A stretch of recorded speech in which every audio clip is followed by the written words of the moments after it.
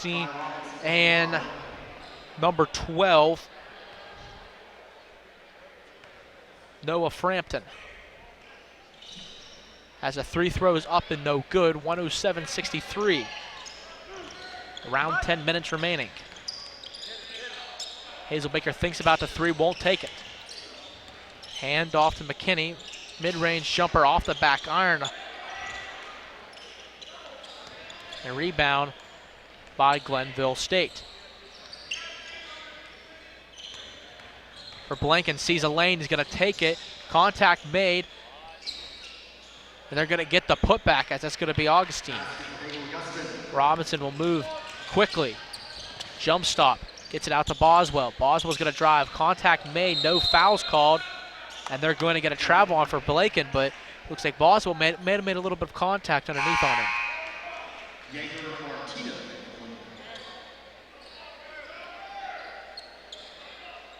McKinney will inbound it.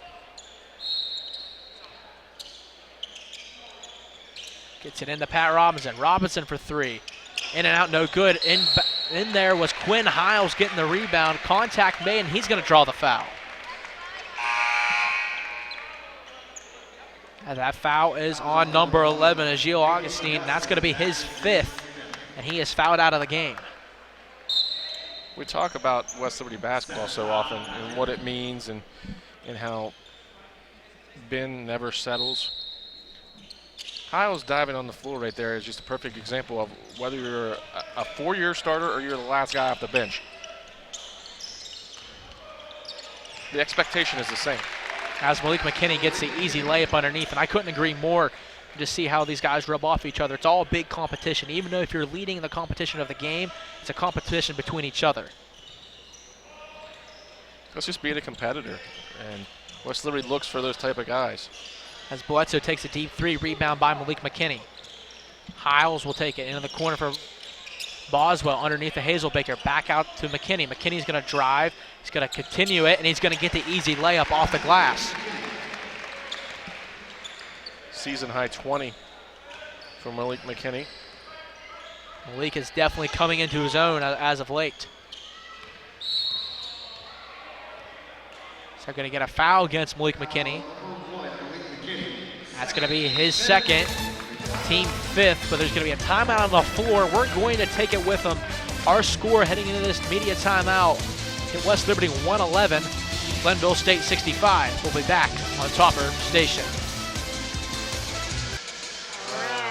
Just like Daddy, huh? They'll probably never know about his thousands of hours of on-the-job training. Here you go, Daddy. Or that he spent as much time in the classroom as someone with a master's degree. You and I know he's one of the experts when it comes to electricity. Part of a team committed to doing the job right. They call him Dad.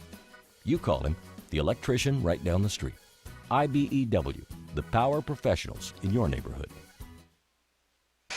Welcome back. The Hilltoppers again are up 111-65. And I might be starting to agree if you hear that. I think that 158 might be safe for tonight. You don't realize to score that many points, you basically can't have any lulls. It's got to be constant. And West Liberty's gone through a little bit of a lull here, and so that probably keeps it safe. Still though, 57.5% from the floor, 52% from the three-point line. It's been an impressive showing for Coach Hallett and company. Definitely not getting a 158. It's nothing to hang your hat on, that's for sure. No. As Verblanken, the top of the key to Fallon, back to Verblanken. Verblanken's going to drive on Robinson, going to back him down. Tries to go up and under. He's got to kick it back out to Bledsoe. Bledsoe at the buzzer, the shot clock, can't get it to fall, but rebound. Good pass underneath. Fallon's going to take the wide open layup off the glass. As Coach Hallett immediately signals to the bench, let's get a fresh 5 in. Robinson inside. Doesn't need the glass on this one, but still lays it in. I'm going to guess that West Liberty's going to get 140 today on the nose. 140, we have it on tape. Bledsoe inside. Drives to the lane and gets the layup. McKinney takes the inbound and working across half court. In the corner for Quinn Hiles for three. Off the top of the backboard and no good. Bledsoe kicks it out to Frampton. Thought maybe that shot was deflected a little bit. For Blanken now. Good passing for Glenville State. Bledsoe wide open three in the corner. And this one's going to rattle around and fall. 113-72. 23 now for Big Phil, who despite the scoreboard has played really well. McKinney tries to get underneath the Quinn Hiles as he does. Hiles tries to get it to Robinson, but that one's going to be picked off by Frampton. Where Blanken gets it up to Frampton.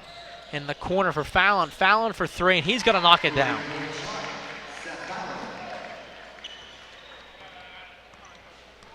McKinney will slowly work it down the floor. Hiles, three. This one's off the mark. Rebound by Bledsoe. Now in the game is number 0 as Jair Martino. Bledsoe has it on the right wing. Mid-range jumper's no good. Rebound by Bledsoe. They're going to get a foul underneath. As the foul is on 14, Quinn Hiles. A line change for the Hilltoppers as have a fresh 5 come back in. It's going to be the starters minus Preston Boswell as Bryce Butler is in for him.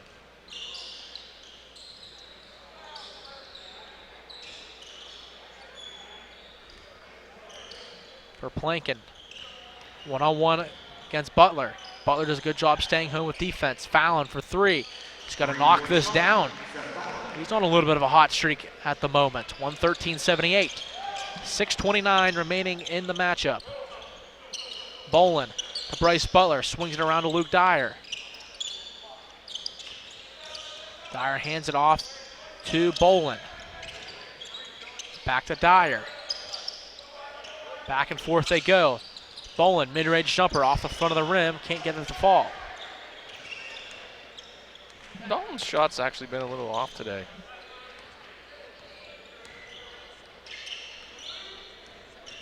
For Blanken now, spins inside off the glass and gets it to go. 113-80. Yoakum dribbles through the lane and sends it back out. Butler thinks about the three. Gets it inside. Yoakum with contact. Shots up and no good. Frampton moves it down. Another three. Bledsoe almost gets it stuck between the rim and the backboard, but they're going to get the rebound as Glenville State. Bledsoe inside on Alessandro. Bledsoe fades away. Can't get it to go. Rebound by Yoakum. Alessandro thinks about the three. Out to Luke Dyer. Dyer for three.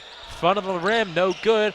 Battle for the basketball underneath. It's going to go off a Hilltopper and out of bounds.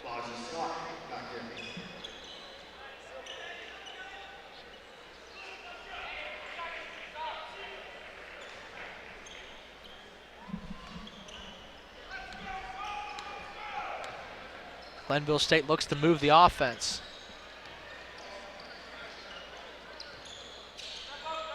Phil Bledsoe.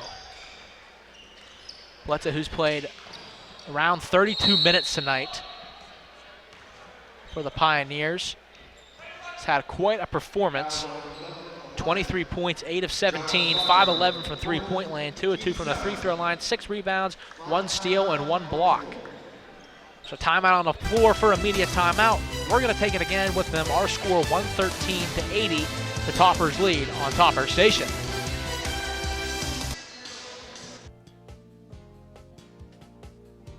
On today's Restoration Minute, we discuss panhandle cleaning and restoration by the numbers. We have 3 locations, Wheeling, Morgantown, and Pittsburgh. We employ over 150 employees, have 175 specialized vehicles, and have 7,500 pieces of industry-specific equipment. We have worked in 17 states, and our employees work an average of 756,000 hours each year. This has been a Panhandle Cleaning and Restoration Minute. Welcome back. The next time you can see the Toppers play is going to be this upcoming Wednesday, January 15th at 7:30 p.m.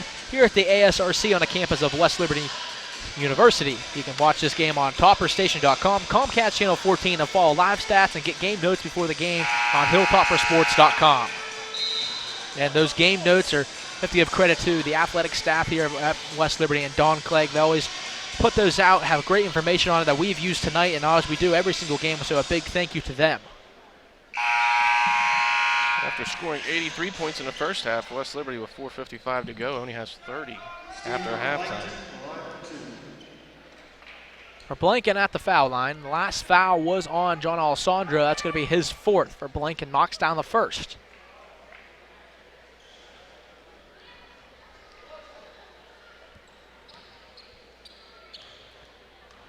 He squares up the second, and he knocks it down as well. Under 5 minutes in the game. Luke Dyer gets it to John Alessandro. Dalton Bolin, give and go underneath to Alessandro, gets a nice up and under basket. That's what the Toppers needed to break this little bit of a scoring drought. Really patient there by John to wait till Phil Bledsoe flew by and then put it in easily. For Blanken at the top of the key. Hands it off to Bledsoe. Najee Scott. Turnaround jumper shot, no good. Rebound by Dalton Bolin. Dyer will slowly work it up the floor now, sets up the offense. Bolin now 1 rebound away from a double-double. Bryce Butler top of the key for 3, and he knocks this one down. Bryce Butler, the freshman from Latrobe, PA. They're going to get a steal as Bolin goes for the dunk but can't get it to go. It's going to be knocked out of bounds, and Glenville State will have possession. Fresh 5 on the floor for the Hilltoppers. It's going to be Boswell, McKinney, Robinson, Quinn Hiles, and Owen Hazelbaker.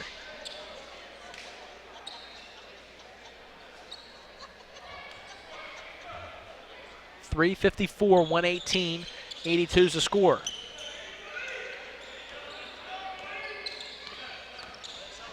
Frampton moves it up the floor. Liberty putting a little bit more pressure on defense this possession. For Blanken. Blanken for 3, and he knocks it down. That's a beautiful stroke there for Blanken. I don't think we really need the hand gestures down 30. Pat Robinson. He's going to be fouled as he goes up, and he'll head to the free throw line. Now, I agree with you about the hand gestures. There's a time and a place, and this is not either of them.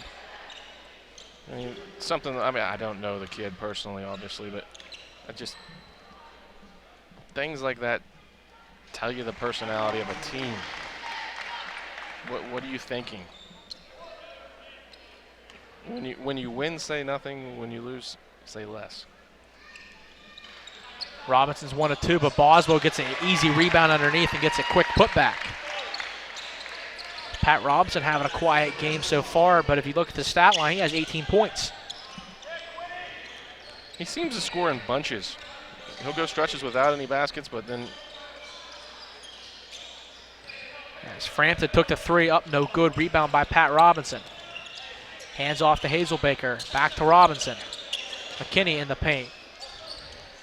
Gets it to Boswell. Boswell hands it off to Hiles, to Robinson. Robinson for 3. Off the mark, no good. As it goes out of bounds. And Glenville State will take possession with 2:44 remaining. I'm going to be way off on the 140.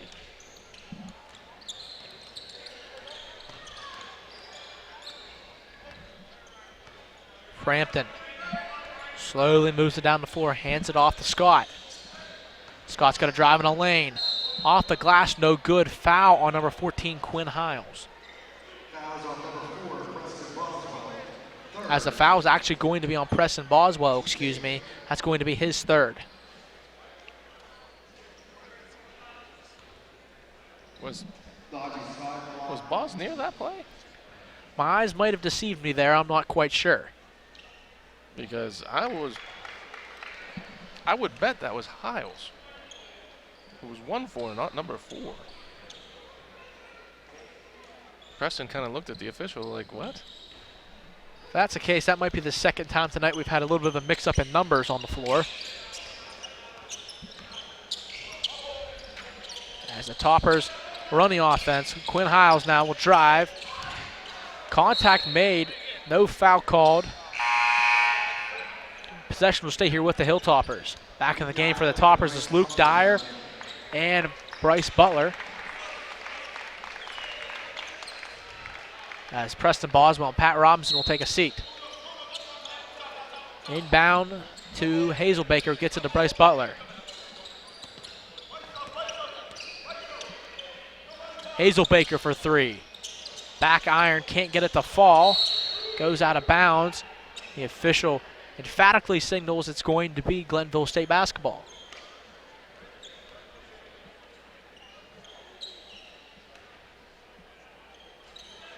Fallon gets it in to Frampton, back to Fallon. 2 minutes remaining. Najee Scott in the corner. Fallon dumps it off to Najee Scott for 3, rattles this one home, 121-89.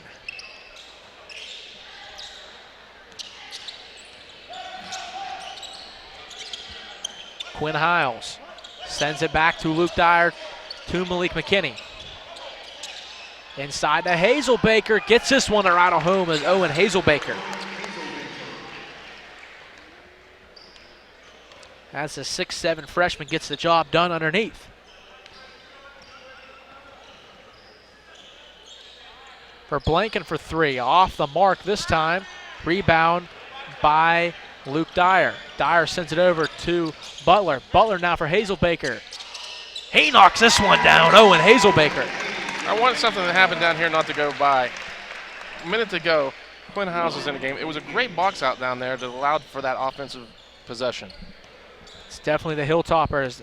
Full effort, full time. As Frampton's going to drive. Off the mark, no good. Rebound by Bryce Butler. Real tough night for Luke Frampton. Or I'm sorry, Noah Frampton. 38 seconds remain. Coach Hallett puts the jacket on. That might be all for this one. Luke Dyer for 3.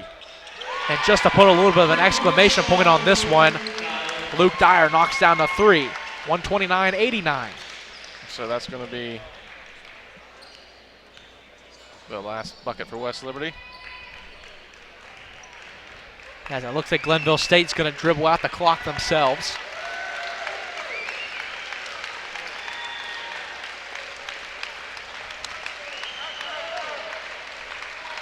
As the clock will wind down here as the Toppers get a big-time win against a big-time conference opponent here. As they final scored this game, 129-89. The Toppers came out strong in the first half, slowed down a little bit in the second half, but they still came away with the victory, Sean. Yeah, it was a continuation of what we've seen before the holidays and then down at Concord. This is a different West Liberty team right now. The key is continuing this string. As Cub Varner's at half court with Coach Hallett. Cub, take it away. Coach, again, we talked about, you said it, first to 120 wins the game. That's how it was. Every time out I hear you keep your foot on the gas pedal, and I think that's because you want to keep them going and don't want to lose anything. What are you most proud of during this game? That we did keep our foot on the gas pedal. We've got such a young team, we can't afford to take halves off or we start trying to play individual basketball. I keep telling these guys every time we practice, every game is a chance for us to get better. And I think we have gotten better, especially since our loss at Charleston. I think we've come together and really adjusted some things and fixed some of our mistakes. And I think we're getting better both offensively and defensively. All right, great game, Coach. Thanks. And thank you, Cub. It always does a great job. There is the Hilltoppers again win 129-89. Sean, just give us a couple of your final thoughts here tonight. I like the way they shared the basketball. It was almost as though they were intentionally looking for the extra pass. And that's the kind of West Liberty basketball that we've become accustomed to seeing. early in the year, it was more of a one-on-one thing, and Coach Hallett pleads with them not to do that. I mean, if you've heard him say it once, you've heard him say it a million times about the ball sticking on the perimeter. We're not seeing that right now, and the results are pretty predictable. Now, lost a couple games there early in conference play to Charleston and Wesleyan. Now all of a sudden, 5 straight games over 100 points. They're right back at the top where they belong. As they have a big test coming up this Wednesday here at the SRC's. Fairmont State comes to town. Another matchup between the best teams in the Mountain East right now. As it shaped out before today's game, both teams were tied for first. It is definitely going to be interesting to see how this one will play out on Wednesday. But for everyone here on our Topper Station crew, Trent Nicholson, our freelance director, Maria Murphy doing graphics, Todd Allum producing and doing commentary for us, Abby Vargo, Joel Porter on the cameras doing a great job as always. Again, for Todd Allum, Sean Ryan, and I'm Isaac Basier. Have a great night.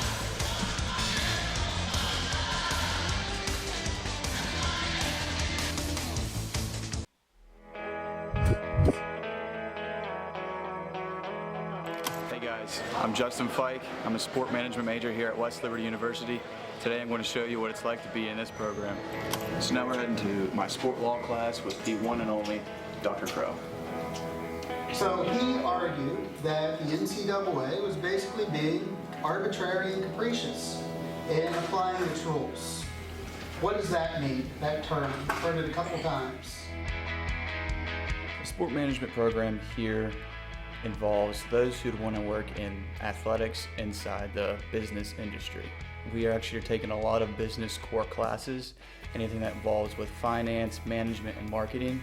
So like once you go out into the real world, you could probably find a lot of like business related jobs, but also it would also propel you for a sports job in the real world. Now we're heading to my consumer behavior class with the wonderful Professor Loy. We're going to do a leadership lesson today. It's not a long lesson, but that's what we're going to do today and talk about, tying it back into consumer behavior and what it means for us to know our customers. The one thing that comes to mind that's really unique about this program is whenever you get up into the major top classes, it's a lot of like smaller classes to where it's like maybe 12 people. So you're a lot closer to the professor, you're a lot